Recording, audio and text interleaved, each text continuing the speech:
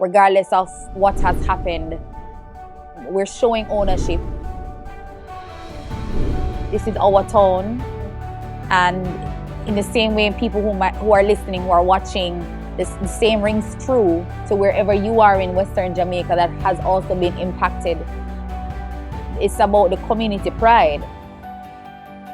It's the pride in our community, the commitment to our community that will keep us building and moving forward.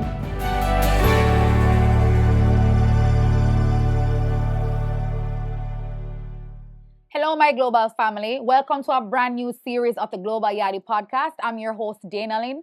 I know it's been a while, as so much has happened in the space of time that I haven't been around. Why am I saying it like I'm not? Anyways. But 7 months ago, Hurricane Melissa changed life for people in Western Jamaica. And so while many communities are still moving on, the headlines have faded, but recovery is unfolding. And as someone who was born and raised in Black River, St. Elizabeth, it literally hit home. This is personal. And so I decided to come back to the community. I'm seated here at the ruins of what was the courthouse, and I'll get into why that is important. But this series, I want to be speaking to people from the community, residents, business owners, people who've been impacted, and not just for Black River, across Western Jamaica, because we want to know how are people moving on? Where do we go from here? And what hope does the future hold for us? And joining me today is another St. Elizabeth woman. She's my childhood friend, a partner in service, a collaborator, a wife, a mother, a mobilizer. Trust me, like I said, childhood friend. So from primary school till high school till university, always on the move. A steadfast volunteer, leader, project manager, the works. Another St. Elizabeth woman, I know I said it already, but we have to emphasize none other than Jodi Bernard Kerr. Jodi, welcome to Global Yaadie. Thank you for having me. I'm so excited. I know, I am too. I like your shirt. Can I tell you? Fimi Place? Fimi Place. So we're wearing shirts courtesy of Fimi Place. Mm-hmm. And so, of course, being from St. Elizabeth, we have to represent. And as country girls, we're drink with tea on a Sunday morning, coming to you, looking across the sea with our St. Elizabeth one cup. So you can check out Fimi Place. It's a shameless plug on Instagram. Follow them. So it's about repping your parish, honoring your history and your culture and the national pride that we have in Jamaica, land we love, but of course divided across the 14 parishes. So Jodi, as I mentioned before, we're here at the courthouse, an important space culturally and nationally. For us, to, I don't know, unpack what has happened. And indeed, it's a lot to unpack.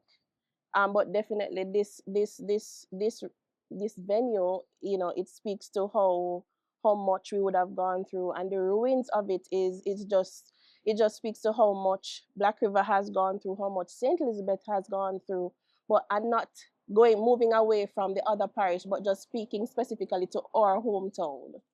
Definitely. Yeah. I was speaking with Auntie Ali. We all know her, the local historian, and call it the encyclopedia of Black River, if we can. There's no shame in that. I think that is correct. Right. And so the courthouse is, I think, close to 200 years old. Definitely. And she said it, and I could see it back there. I know maybe or cameraman will maybe help us to spotlight what we're trying to describe to our viewers, that the covering of the courthouse, some of them has chipped away, and you can see the actual brick that underscores the age infrastructure, how long this courthouse once stood, and even the skilling in developing. And I think there's a symbolism attached while we come here, so to sit down with this term, the dog Bruno and and spots around there in, in their living room to And come and have this and I think conversation. also even to hear the music of the sea breeze, the sea is also symbolic as well, because I think that is a part of what Black River is known for. A lot of tourists come here because of, I mean, the serene, the calmness of the town, and I think all of that into one speaks to what Black River represents. And I think Black River has a unique character that we all need to tap into and learn about. Of course, a historic town of many firsts, and of course, we're going to give it a history lesson. But I also want to take this along the personal lines for you. Mm-hmm. You were here. You've seen all that has unfolded. How are you right now? 7 months later, how you feel? Trust me, Dana, I don't even know if there is a single word to describe how I feel, but I know for sure, it might sound cliche, I think I am grateful. And the reason I say that is because having come now to 7 months, and what I experienced, or what my family experienced, what St. Elizabeth experienced on October 28th, I have to say that I am grateful, because a lot of things could have gone differently. A lot of things could have been other than what it is now. And so, full stop, I am happy that I'm still here and able Amen. to speak. Look here, cliches may be cliches, but Yeah. they ring true. When I look at the extent of the damage Yeah. across Western Jamaica, and I know what this, I don't like it's a disclaimer, but still, people might be listening and say, I know just Black River, we know that, but this is where we're from. And so we're hoping to speak to other people outside to get their perspectives as well from the other parishes. But my gosh, Yeah. we have to give thanks. It Yeah. could, no matter how bad it is, it could have been worse. Could All have the been time. worse. It could have been worse. But Jodi, Mhm.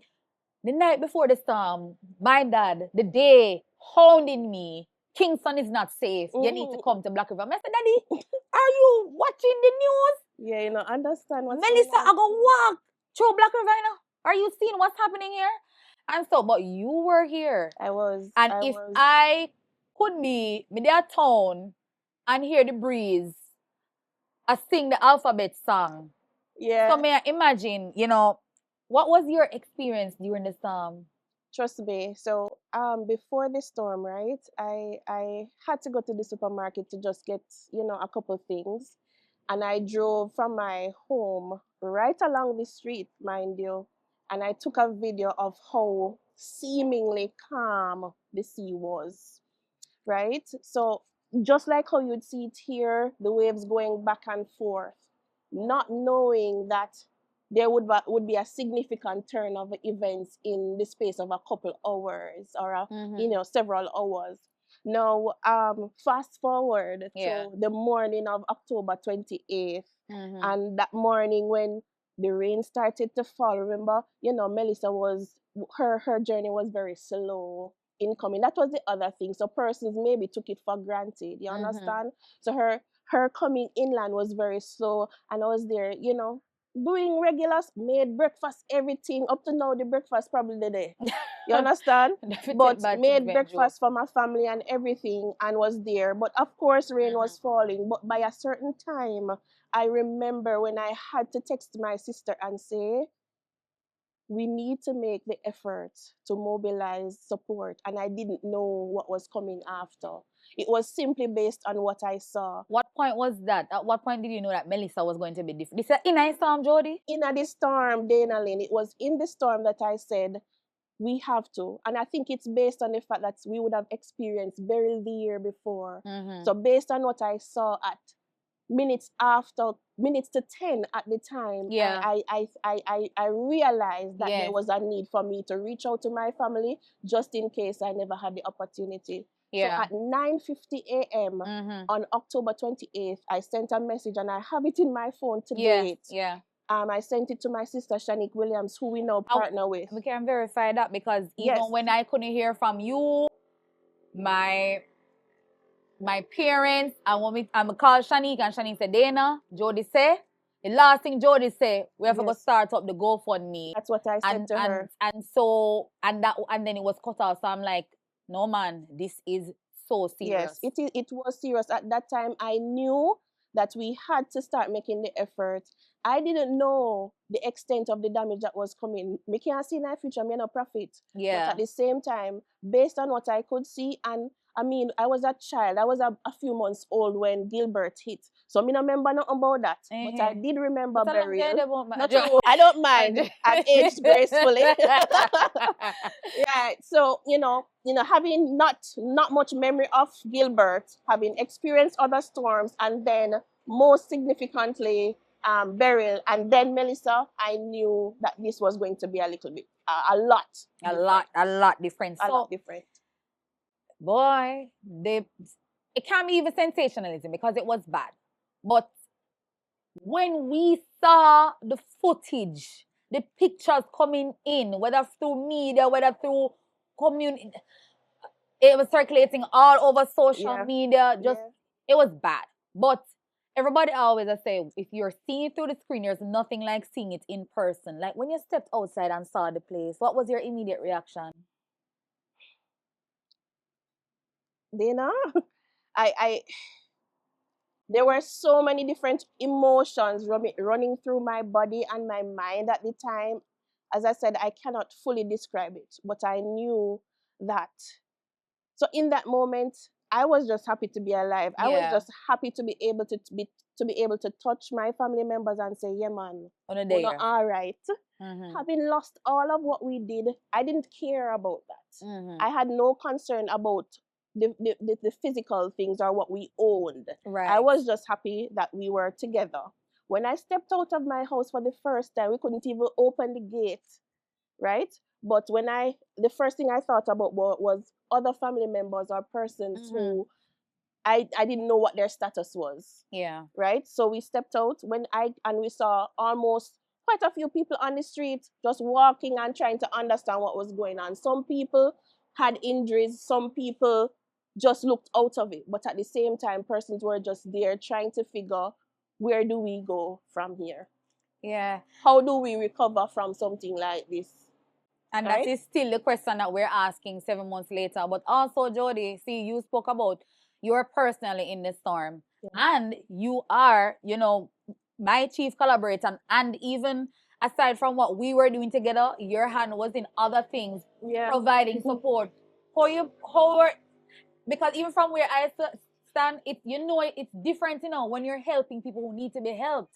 But when you are also affected and when your family it hits differently. What was that like on your side? So let me start by saying I think it has to be something that is intrinsic. And for me, it is just something, was how I was grown.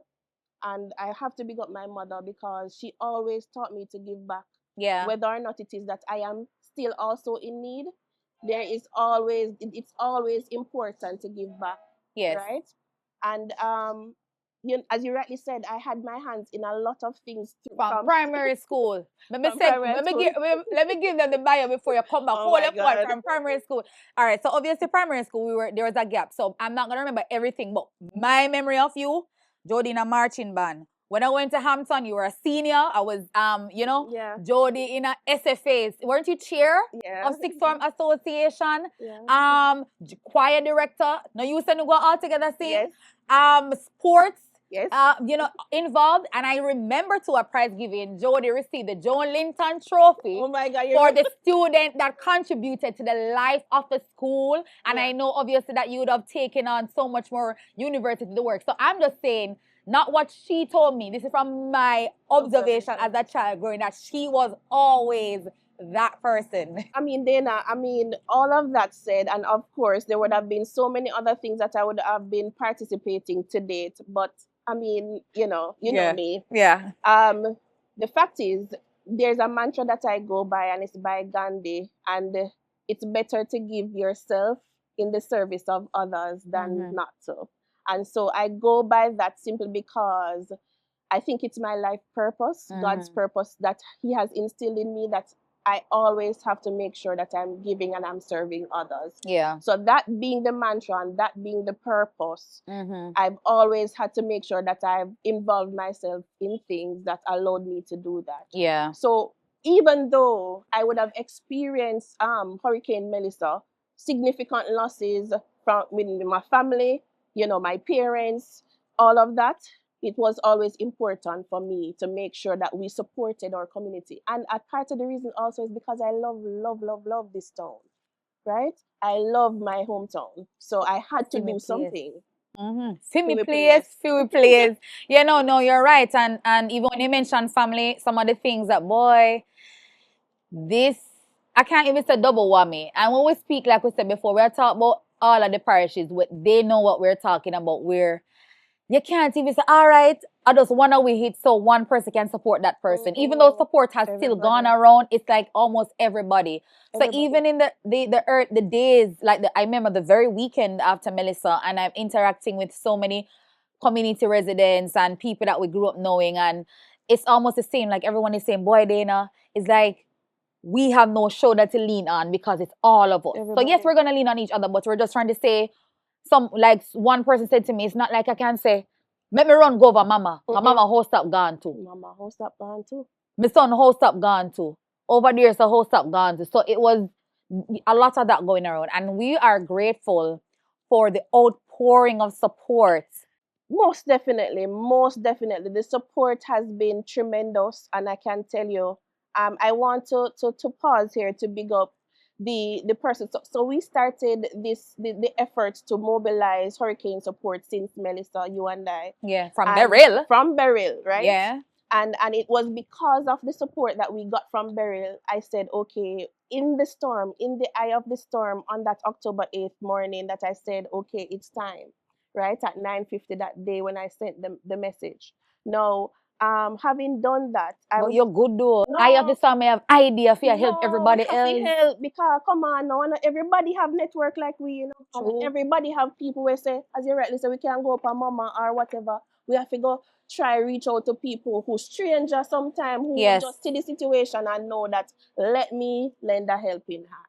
Yes. That's all that it was for me. So I mean, I want to big up all of the persons who contributed to our GoFundMe that we would have launched on that day, because I can tell you during the time that I would have lost connection after the storm. Yeah. Me never know so nothing did that happen, because I was there just trying to rebuild or trying to figure out what's happening, salvage what was in my immediate space and with my, the community and everything. Yeah. But then, once I got connectivity and once I got to understand what was going on, I saw that, people are in our corner.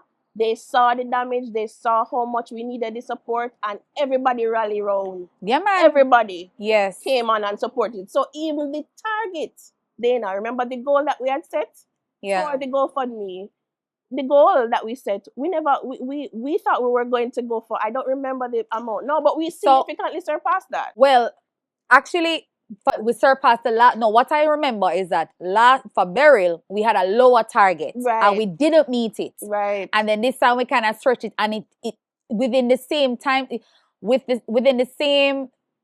a few days, we would have matched and surpassed what we had even tried to do for Beryl. But it was a significant support. Like we raised over 13,000 US, and that's not counting the in-kind support that we would have coordinated that I think matched that, right?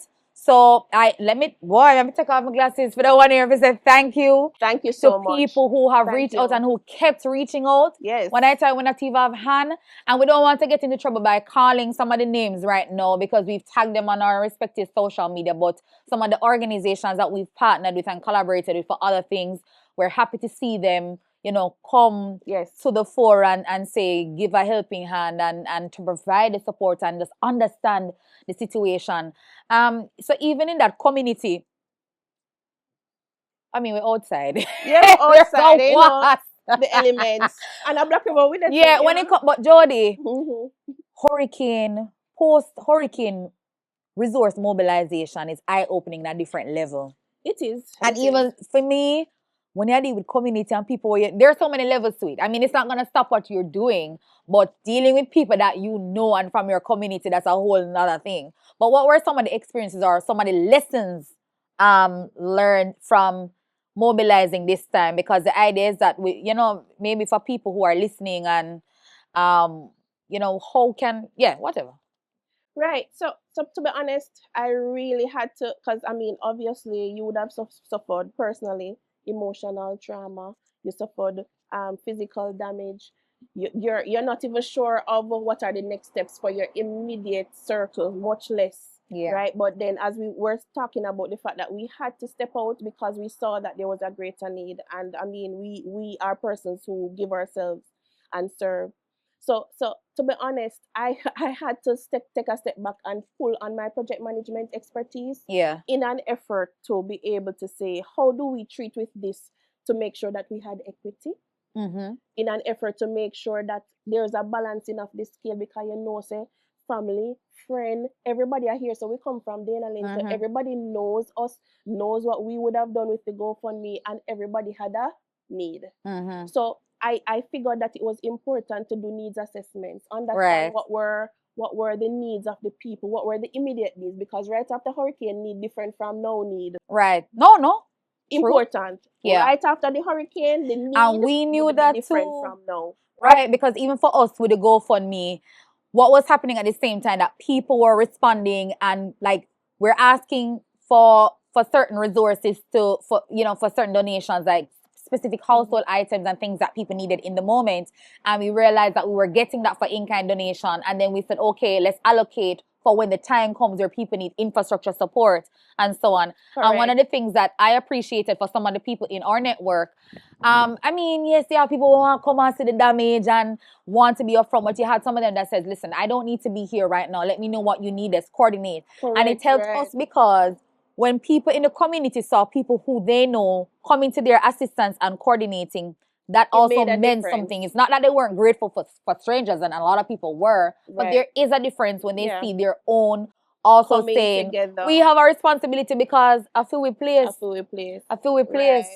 Right. So it made, you're right, it made a whole heap of difference. So when person can come and say, Jodi, personally I really need, for example, my daughter doesn't have sanitary napkins. Right. We know that period poverty is a thing. Right. Separate and apart from this whole experience that we had with Melissa. Right. So when somebody can be personable and come to you and say, Jodi, this is my immediate need, because she knows Jodi, because she knows Dana Lane, then it makes a whole lot of difference, as opposed to if you had to drum up the courage to go to a stranger. Right. So I think it was important that we were there, we understood who our people were, because Black River people, I want different kind of people, you understand? So we have to understand the character of the people that we're dealing with, you understand? Yes. And we were able to navigate that very well, I believe. Yeah. Because the other side of resource mobilization, and we know it because people have need and people desperate, but look here. People, we are Jamaican, and we know the people who are going to collect 10 cases of water. Yeah. And then the others who will say, remember, me so and so we round there, so I know everybody can run out of front to collect certain things. So there was coordination, and we had to rely on our local knowledge. And even with local knowledge and the people who we know, we had to go further in. So even our parents, they know some of the elderly, some of the shut-in, some of the persons who are really not depend on and can't come out to the centralized distribution point. Right. And so we have to make it our point of duty to venture into the nooks and crannies of the community. And even remember that when you see the crowd in front of you, you remember ma so and so up there, so we send the adult diapers for, and all of those things. Because some people, 55 times they will get Jodi. We not get nothing. And you would have sworn that it's an honest response, but you have to understand the people that you're working with. Right. And I think we managed the people very well. Yeah. Understand our space, and we're able to. I think we provided support to date across different areas. Right. Economic enablement, infrastructural development. We tapped into the educational sector, right, with the supports that we provided to Black River Primary School. Yes.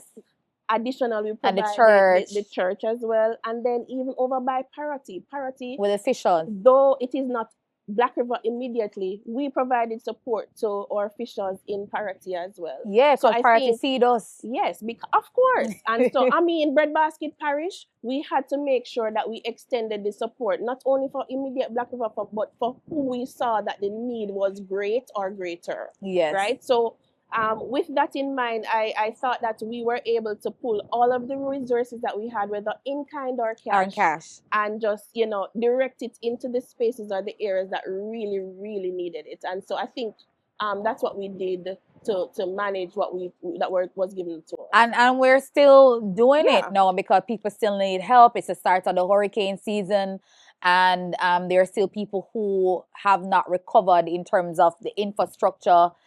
People still using tarpaulins. We just had to provide some replacement for tarpaulins. People still asking for zinc. There are people who, the list goes on. And so part of the reason we're having this conversation is to drive awareness that while significant work has been done in providing support because of the extent of the damage, and whether the whole of society approach has been operationalized. We're at the government level, of community, course, diaspora, yeah. private, and we still The need is cannot still reach there. everybody, and the need is still there.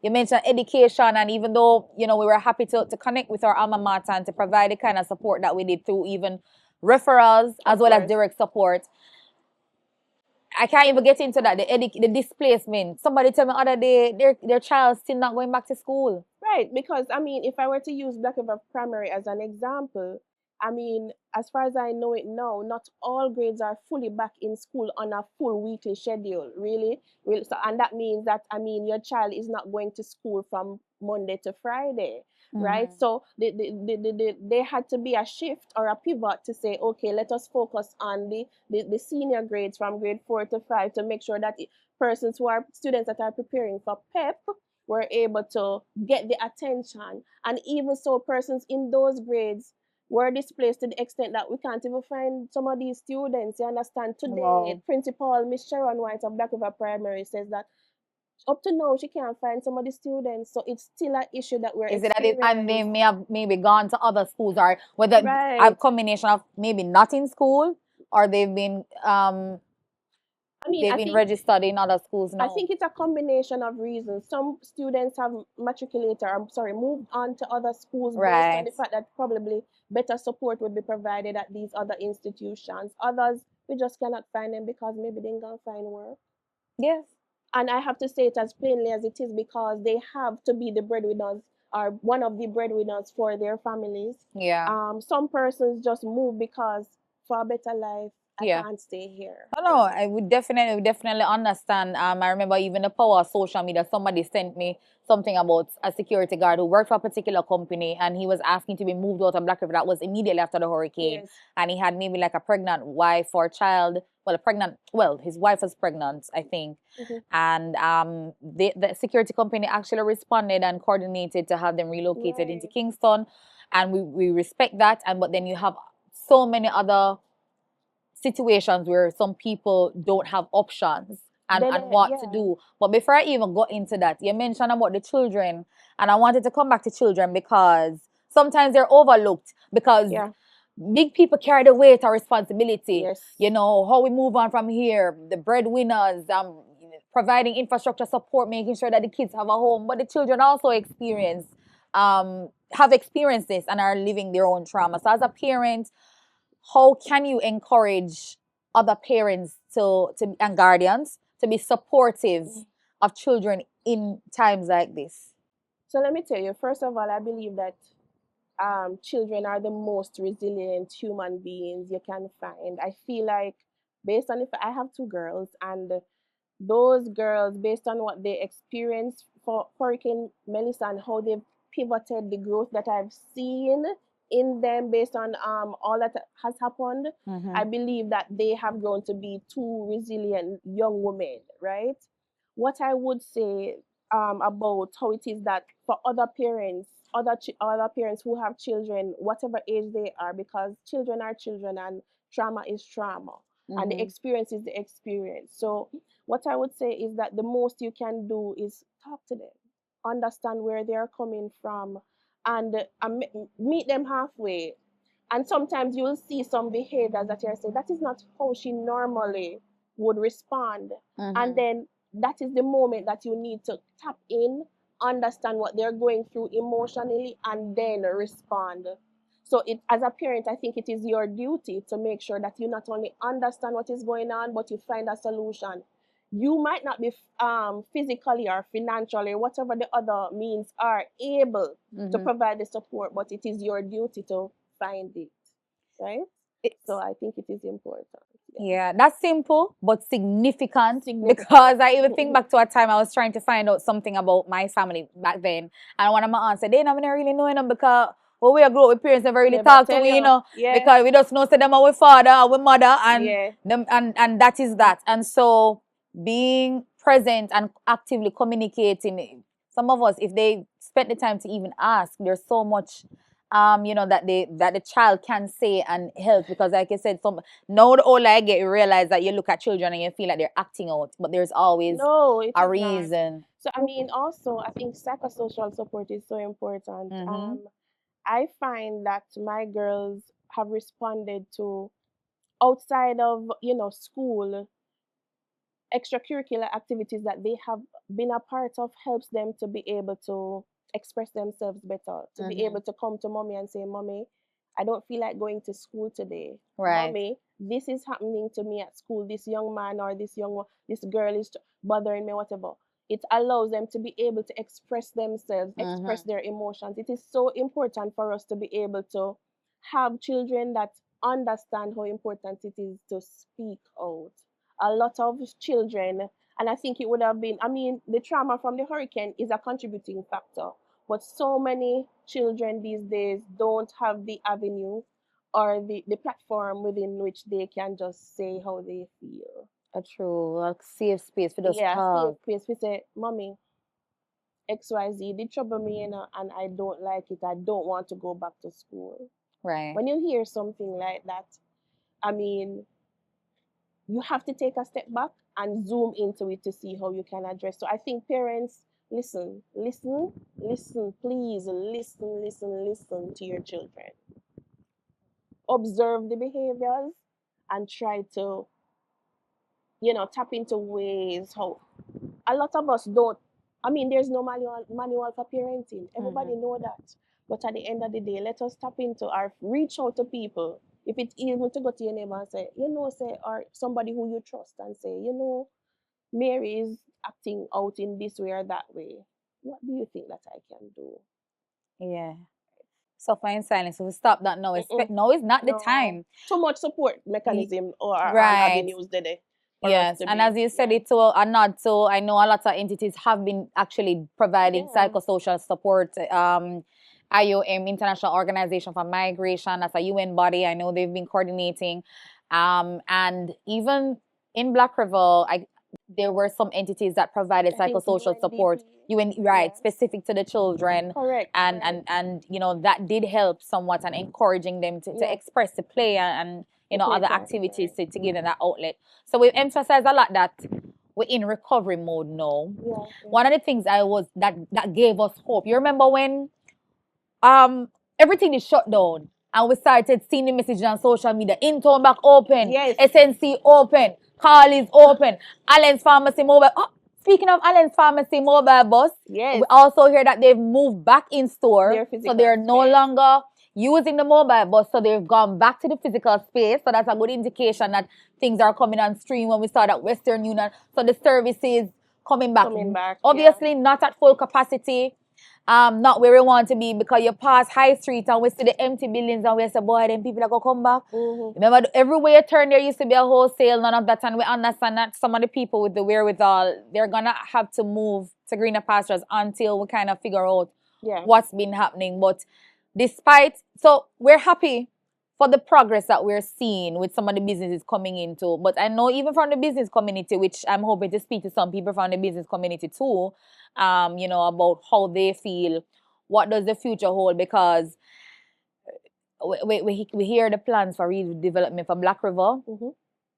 We hear plans for relocation for Parity, even though some persons felt like they didn't have a choice. But I heard the Member of Parliament put out a statement to clarify that obviously there are people who have started to rebuild in where they can. Places. But there are also people who there are no solutions. They don't have any permanent or semi-permanent or temporary housing solutions. And so the relocation conversation on a Parity, it seems to be targeted to people who may not have had that alternative. But overall, what have you been hearing on the ground And because you're also part of the St. Elizabeth Chamber of Commerce, the Black Chamber River of Commerce. chapter. See that? So you know, what is the grapevine saying? What's a go on? What's a go on? Listen, I think everything boils down to the need for further consultation, right? So for most persons, businesses, residents alike, it is important for them to understand what is coming and how it is that what the changes will look like. And I think another side of my professional expertise is change management. I think a lot of times we lose sight of the fact that is a critical part of transformation and development and getting to the next step. So it is important, I think, what the people are saying is that we need to know what is going on. We need to understand what these changes will look like specifically. Now, I think we have heard high level what it will look like or what are the possible expectations. But I think at this point now, having come to 7 months, right, where are we exactly going to be in the next year? Yes. We are now in another hurricane season, Dana Lynn. So, Yes. yeah.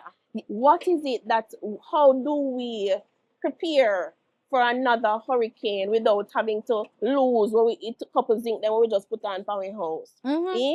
What is it do we do as a people to make sure that the business that I just tried to revitalize, the business that I just pumped money into that probably for some persons they had to borrow or other things, Yeah. how do I make sure that there's some form of sustainability, Yeah. right? Because at the end of the day, it cannot be that as a people we are working to the next to see what happens for the next hurricane season. That can never be it. Yeah, I feel like that's the question, everybody. We hear about the plans.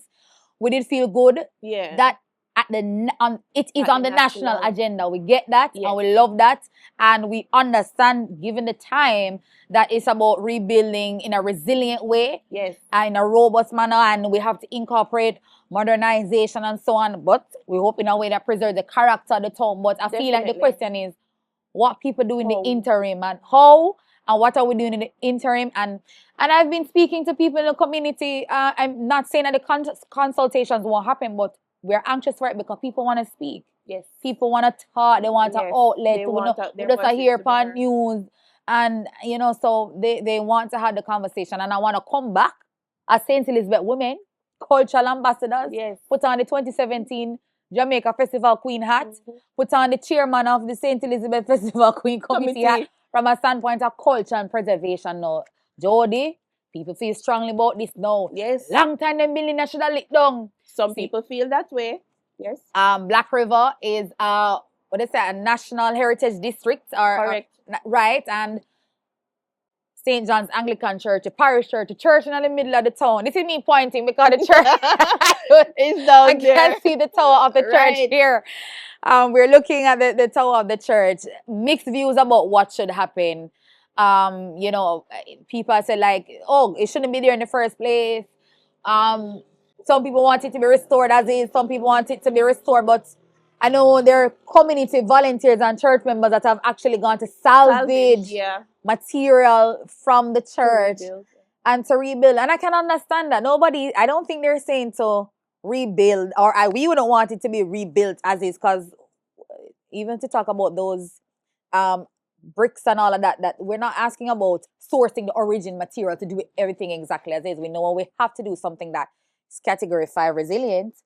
But the conversation keeps coming up about balancing cultural preservation in the face of climate change. What are your perspectives on how people feel about or on that whole conversation?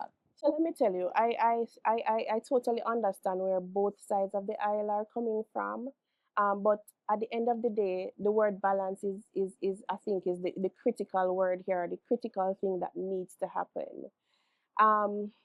I would have said at the top of the interview that Black River has a unique character. And a part of the unique character is because of the history and the heritage that we are known for. Black River has many firsts. We know that the first to get electricity, Black River is the first to get a motor vehicle first, this first, that Telephone. telephone. Black River has the longest navigable river. 44 miles. All right, 44 miles. Plug again for that artisan. Yes. Courtney Morris. Courtney, right? So so many firsts. So and then there are not. I mean, every parish has its unique thing, but there are so many things that makes Black River Black River. And so I think a lot of persons want to make sure that those significant portions of the culture remain. Yeah. Black River has a heritage that is like no other, I believe. And maybe it's because I'm from Black River, I'm a little bit but Yeah. at the same time, I understand too that there must be some measure of forward movement. There must be some measure of transformation. Where do we go from here? Black River has been considered to be the sleepy town. The ghost, oh God, ghost town. Ghost town for years now. And then when I went to Hampton Ghost of University, me used to quarrel, I used to cuss out people. I represented my parish and my town simply because I hated the fact that persons called my town the sleepy town or So ghost it's town. means a festival queen for. Me never like it. So I saw it as an opportunity to educate people. Right. Understand? Trust me. Educate them to understand that, it's not just as simple as that. So whilst we understand that, yeah, man, there are a lot of things that we have as historical sites, the heritage district and all of that, we need to also be able to move on in a way that we maintain some of these historical. We would have lost some of them. We're at one of them, as we said earlier.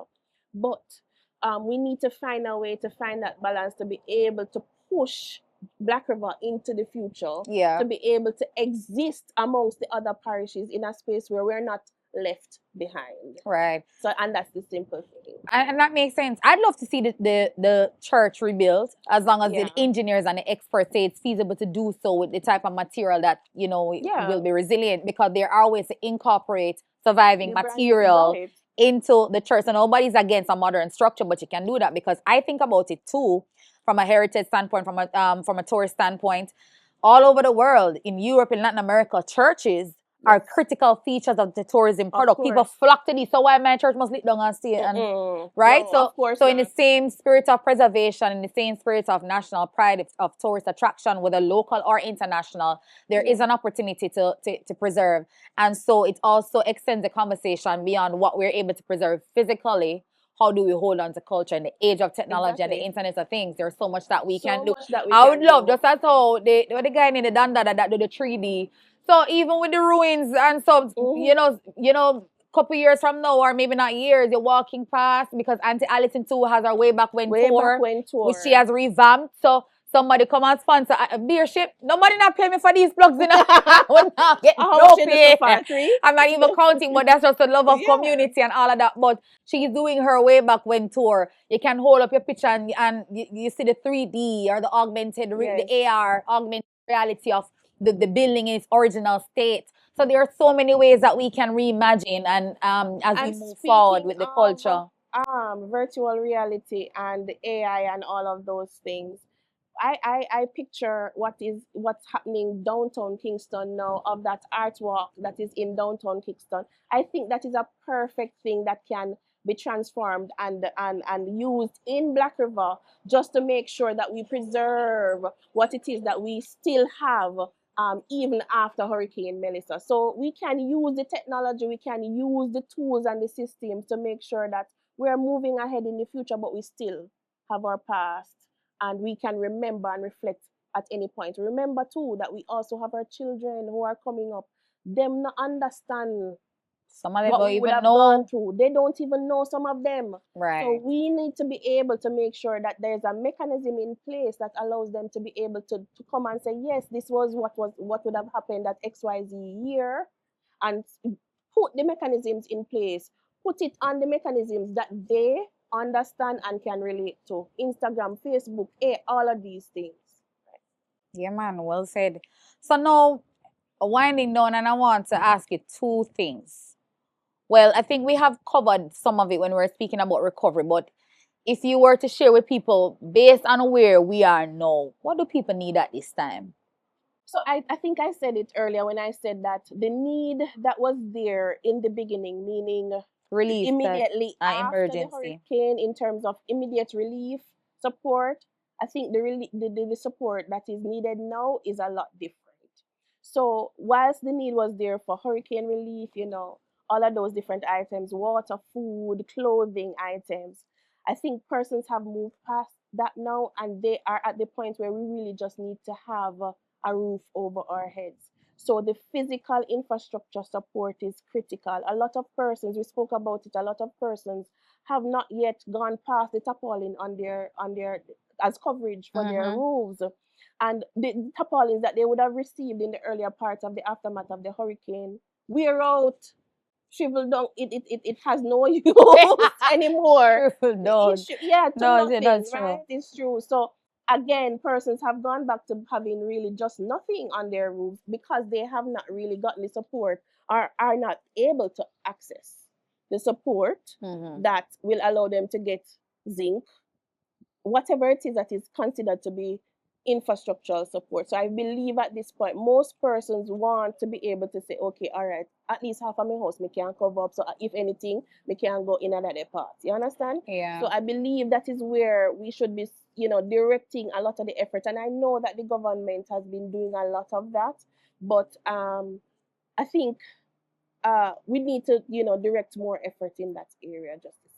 I was about to say amen, but amen. Amen. It's Come a on. sermon. Hallelujah. For me, the local economy. We spoke about the businesses, and while we're happy to see some of the businesses, some never left, like Yes. we call it Black River Fontana, same business. Can I tell you? No, but it's I true. love it. It's true. I mean, the mere fact that the door opens for you when you enter, Oh that's my the gosh, first and thing. nothing happened. I mean, and that's an example of some of the buildings that they had done, Yes. renovation, and trust me, to see them stand and be Still resilient in a standing. way that Yeah. could service the community and provide support is also good. Right And I think throughout. about some of the new plazas that were coming, I realized that they didn't suffer damage, well, from what I can Like see. Cespedes, Plaza. Yeah, and in town up there, it's all in town new, but those the similar infrastructure and build, and I'm wondering if there are empty spaces. And I'm saying, can't there be satellite offices for either some of the Correct. government or Yeah. corporate services that were provided here, so that people can still be drawn to doing business in the town, and then the ecosystem that is fractured can be take its repaired over time. time, Right. because like we said, we know there are big plans for Black River, smart city, All these things. corridor.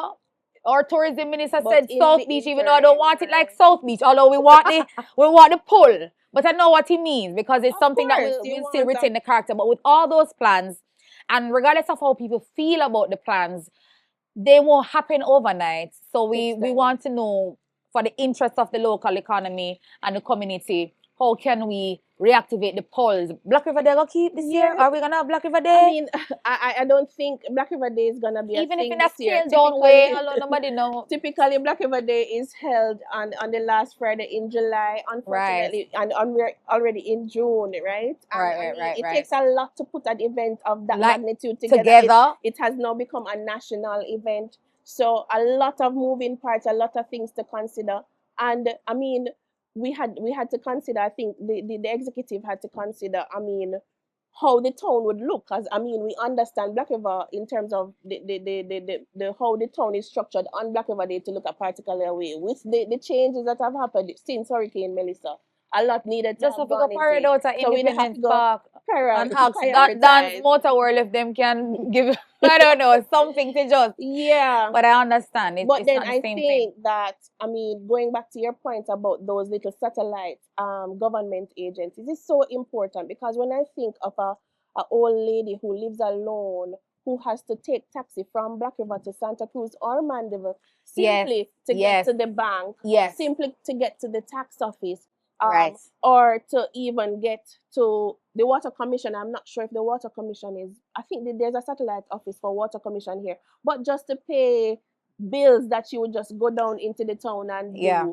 What we are saying, or what we are asking of the government agencies, is that let us see what we can do to at least have, if it's not the satellite shops, then pop-up shops at least once for the month or every other month to say this is a mechanism that is going to be in place for a period of time to allow for people to save a little money Yeah, where you man. just spend to buy either gas or taxi fare to go to out of town to you make your monthly bills or make payment of your monthly bills. So these are some of the things that I think would is still needed and we need to consider. Okay. All right. So the vision now. Five, I don't know how long is I gonna take. 5 or 10 years from now, what do you hope to see? Or what do you hope Black River to Listen, become? listen. You see, I think, and I think I like the fact that this question I'm assuming is winding us down because I think I last question. It's the final question. no, it is important that for me, or St. Elizabethans and the Black River residents understand that it's time for us to band together. So whilst the government is doing what they can to support us and to put efforts or the mechanism or the framework in place to rebuild and to transform and to develop Black River, as a people, we need to understand the role that we play. So when all of these nice things come, how do we work together as a community to make sure that it stays? And I think that is an important part of sustainability and resilience. You understand? Mm-hmm. It's not only about the physical features of the town, it's also about the people and the culture and how it is that we make sure that what existed remains and what we have going forward also is retained. So over in the next, now I wouldn't even say 5 years, but 20 years from now, we can look back and say, yeah, man, this is how the Black River people and the persons in the extending towns came to communities came together to sustain what we have.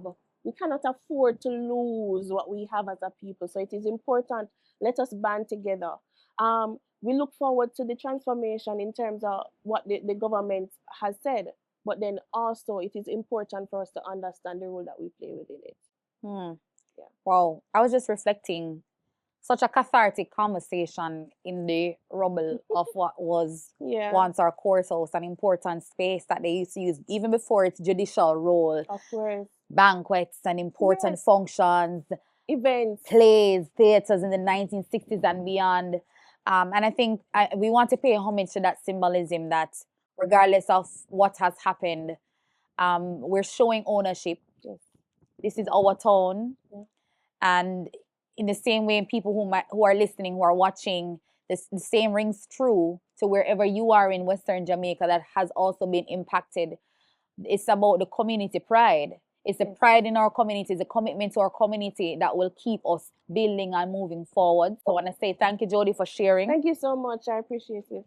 All right. It was a pleasure to have you on, a friend, a supporter, a mentor, so many things.